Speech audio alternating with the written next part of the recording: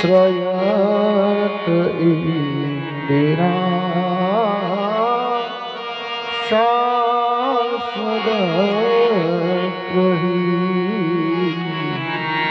दयित्र दृश्यता दीजुतावका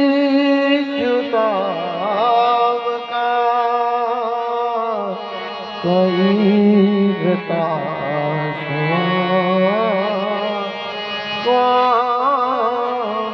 स्वामीक्षते शरदुदासये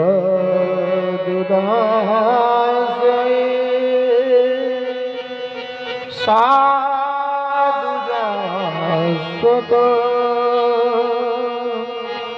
सरसिजोदर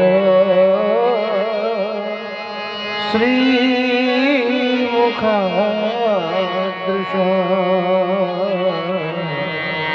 सुरतनाते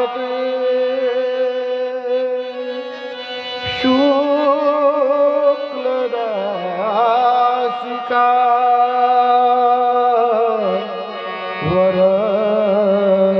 वरदनीनतो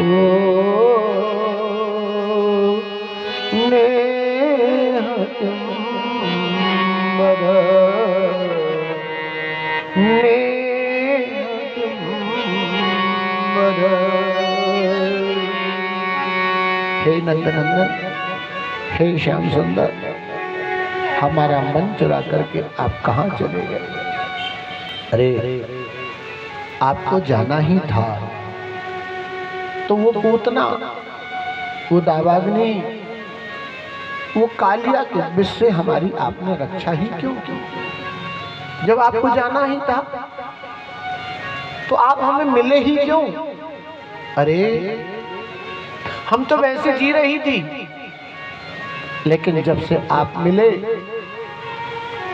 हम आपको अपना सर्वेश्वर समझने लगी और आप बीच मझधार में छोड़कर चले गए। अब हम जिए तो कैसे जिए? अगर हम ये ब्रज छोड़ करके जाना चाहें तो कैसे जाएं?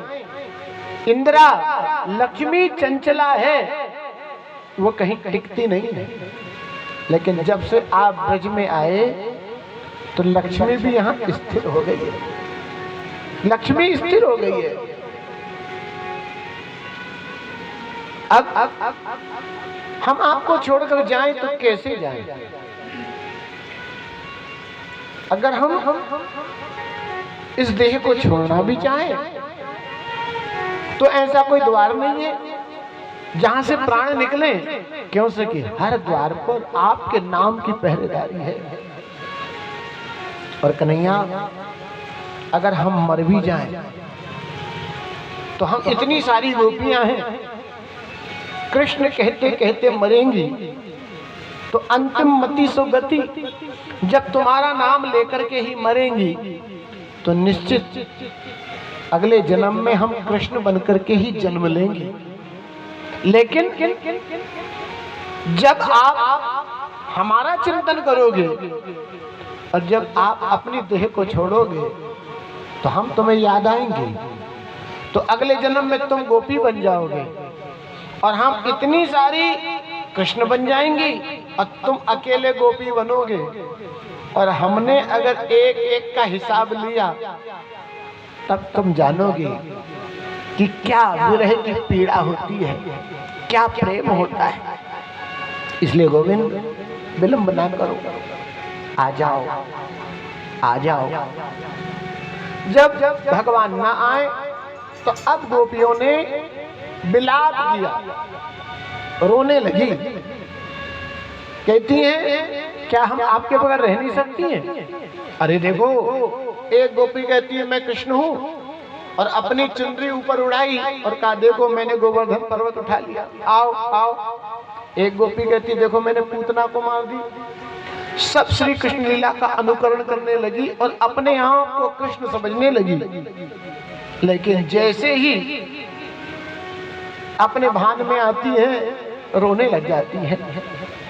अब हम क्या करें, कैसे रहें, कैसे जिए। इतना गोपियां रोई हैं। आज भी अगर आप श्री धाम वृंदावन चले जाएं तो वहां का पूरा पानी खारा है। केवल बाके बिहारी और राधा वल्लभ दो जगह का पानी आपको मीठा मिलेगा, वरना पूरे ब्रज में आज भी पानी खारा है। इतना गोपियां रोई हैं। श्री सुखदेव जी महाराज कहते हैं, गोपियों को इस प्रकार से भगवान ने प्रेम आंसू बहाते हुए देखे तो भगवान से रहा नहीं गया, और असंख्य गोपियों के बीच में भगवान प्रकट हो गए और होठों से लगाई बांसुरी, ठहर गया ब्रजधाम, थिरकने लगी राधिका, जब मुस्काए घनश्याम। जैसे ही भगवान प्रकट हुए, जैसे अंधेरे में अचानक बिजली आ जाए, प्रकाश आ जाए, आनंद होता है। जैसे कोई मणिधारी सर्प को अपना खोया हुआ मणि मिल जाए और वो प्रसन्न हो जाता है, उसमें प्राण आ जाते हैं, वैसे ही गोपियों में प्राण आ गए। और गोपियां अब जो है भगवान के साथ में महारास लीला हो रही है। ये रासलीला जैसे आईना, और हम वहां नाच रहे हैं तो आईने में अपना प्रतिबिंब देख रहे हैं, तो परमात्मा आईना है, हम सब प्रतिबिंब हैं और भगवान के साथ नृत्य कर रही हैं।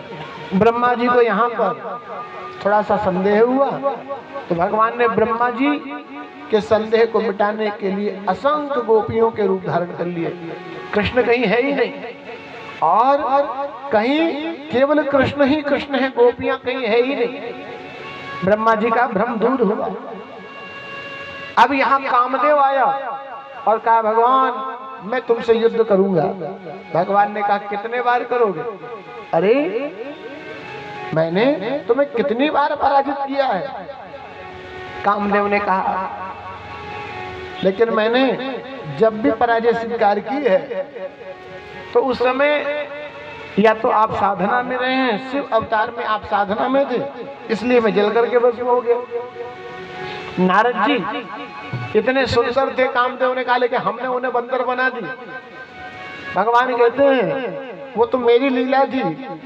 और उसके बाद में भगवान श्री राम अवतार में कामदेव तो भगवान ने पराजित किए और अश्व बना करके भगवान बैठे।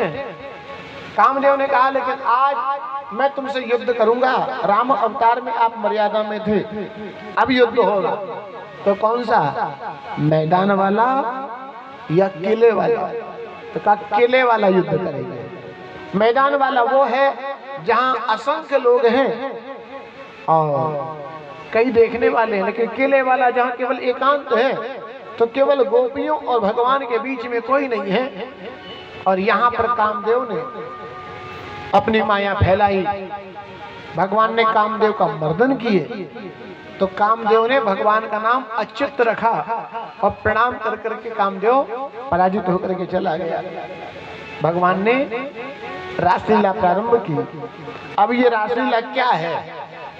जैसे एक बेटी सुंदर है, श्रृंगार की हुई है, और जब उसकी विदाई होती है तो वो अपने भाई से, अपने पिता से लिपट करके मिलती है।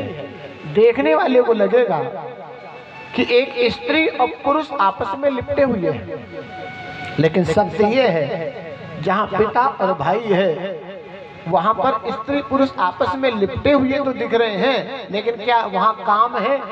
वहां काम नहीं है, काम की पराजय है।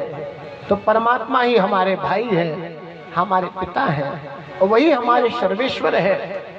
जैसे कोई प्रतिबिंब में अपनी छवि को देखना, ये महारास लीला थी। और भगवान ने यह महारास लीला की।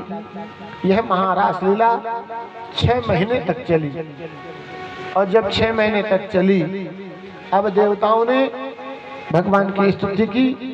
भगवान ये रासलीला बहुत हो गई, अब आप कंस का उद्धार कीजिए। और यहाँ पर भगवान शिव जी भी आए हैं, गोपी बन करके आए हैं। और इसके बाद में जब नारद जी ने आकर के कहा कि भगवान अब आप जो है कंस का उद्धार कीजिए, तो भगवान ने कहा देखिए देवताओं, जब तक कंस मेरे सम्मुख नहीं होएगा तब तक मैं उसको उद्धार नहीं कर सकता। देवताओं ने योजना बनाई, नारद जी मथुरा गए और जाकर के कहा अरे कंस तू बड़ा भोला भाला है, अरे जो ब्रज में नंद यशोदा जी का छोरा है वही तो देवकी की 8वीं संतान है। कंस ने कहा गुरुदेव जान तो मैं भी रहा हूं, अनेक असुर पहुंचाए मैंने, लेकिन जितने भी गए एक भी लौट करके वापस नहीं आए, एक भी नहीं आए। नारद जी ने कहा अभी तक तुम जितने को पहुंचाए ये सब के सब क्रूर थे, और भगवान को कोई क्रूर नहीं, भगवान को तो अक्रूर जी ला सकते हैं।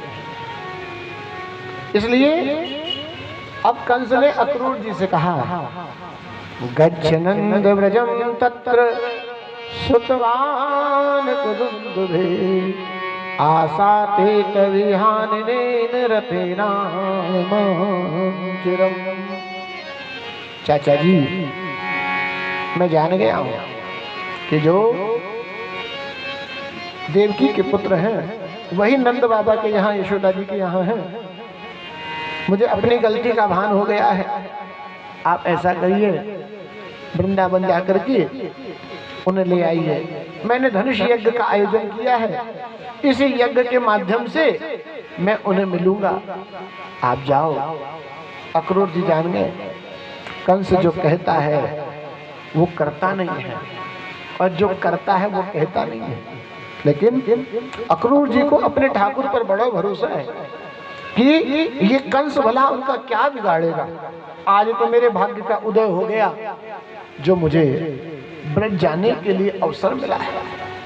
अक्रूर जी सोने के रथ पर सवार हुए और रथ चला। संध्या के समय जैसे ही वृंदावन में अक्रूर जी पहुंचे, गौशाला में भगवान अपने गौओं की सेवा कर रहे थे। जाकर के अक्रूर जी भगवान के चरणों में गिर गए। भगवान अक्रूर जी को उठाते हैं, लेकिन अक्रूर जी उठते नहीं, ये सोचकर कि मैं पापी हूं, मैंने पापी के यहाँ रहा हूं, उनके यहाँ का भोजन किया हूं, और आज भी मैं छल करने ही आया हूं। मैं जानता हूं कि अक्रूर जी आपके साथ विश्वासघात करेंगे, धोखा देंगे, लेकिन फिर भी आपके पास आया हूं। अब कैसे उठूं?